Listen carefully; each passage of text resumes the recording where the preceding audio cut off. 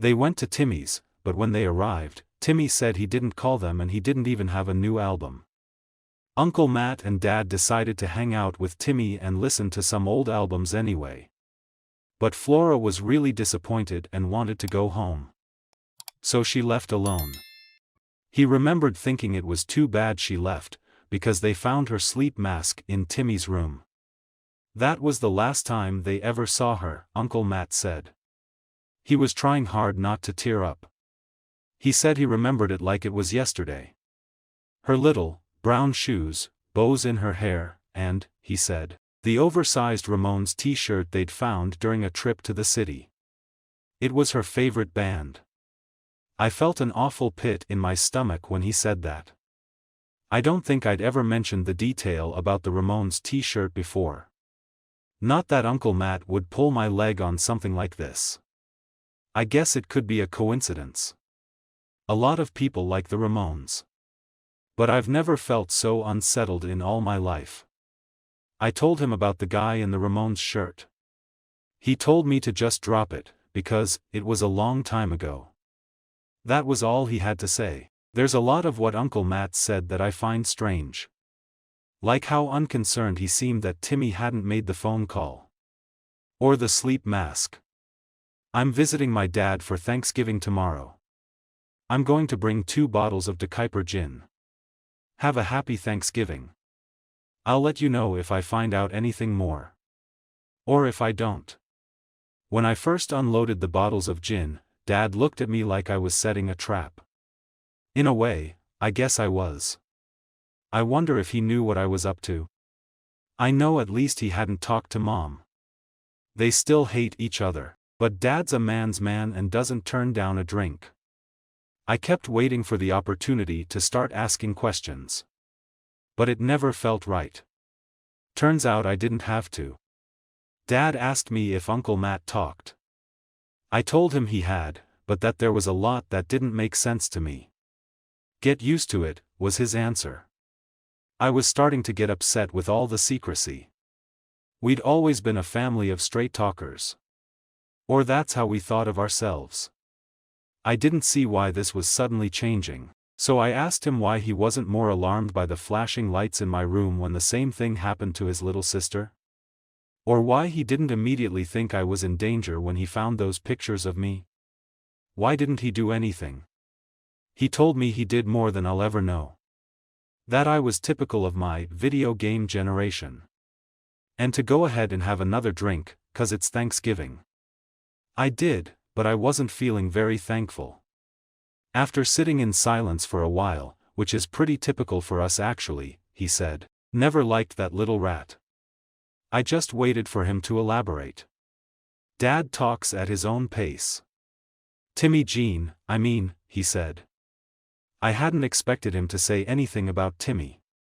He was about as peripheral to what happened as I could imagine. But Dad had a lot to say about him. About Timmy. Dad said Timmy wasn't really a bad kid, he was just strange and pale and weak. Most other kids didn't like him. His parents didn't seem to like him.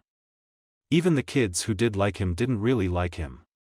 The general opinion was that Timmy's parents were always gone, although it was hard to tell whether they were home or not.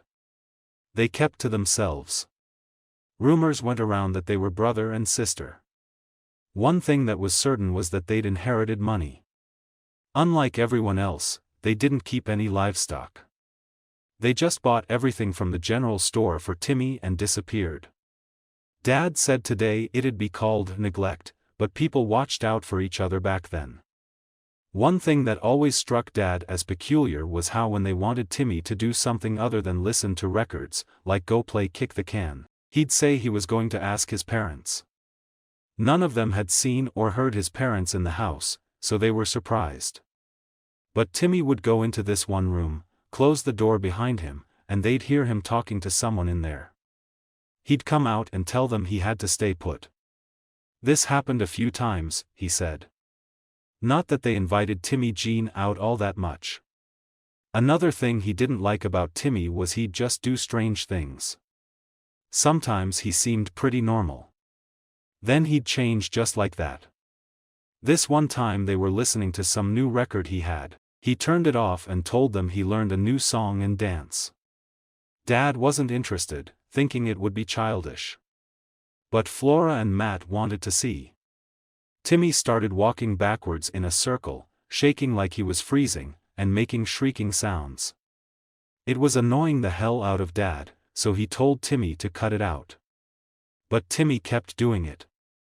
Dad had never seen Timmy show any emotion other than excitement over his records. When he was doing this dance, he looked downright hateful. Flora started crying and Matt looked pretty scared, too. Dad never had patience for stupidity. He grabbed Timmy by the shoulders. He said he remembered how Timmy felt, his skin was cold and jelly-like and he could feel his small shoulder bones like they weren't covered at all. He shook Timmy until he stopped and was back to normal. Timmy started playing the record again like nothing had happened. Dad said they left, because Flora was too upset. It was after that, Dad said, that he went to get Timmy for something, he couldn't remember what, and Timmy wasn't home. That was weird in itself, but Dad went inside to look for him just in case. He couldn't find him. So he decided he'd just ask Timmy's parents where Timmy was gone. He opened the door to the room Timmy always went into. The room was kept really dark. They could never see anything when Timmy slipped in. Now he knew why. It wasn't a bedroom at all. It was just a closet. There was a cushion thrown on the floor, some bread crusts, and pieces of paper. Dad said he'd seen enough. He closed the door and got out, never went back to Timmy's again. Because when Timmy would go in that room, they wouldn't just hear Timmy talking. They'd hear someone talking to him. I'd already drank more gin than I should have, but that still sent shivers through me. But I thought of something. I asked Dad if this happened after Flora disappeared. He said no, so I said, how was it he was at Timmy's the day Flora disappeared? Your Uncle Matt doesn't always remember things right, he said. He gave me a stern stare when he said this, like it was something I should keep in mind to the end of my days. I know Dad's looks very well.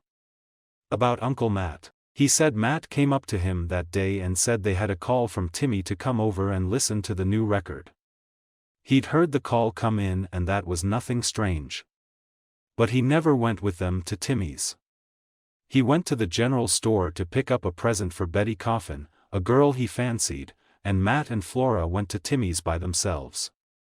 When he was at the general store, he remembered being surprised to see Timmy in there just picking up some food with a big wad of bills.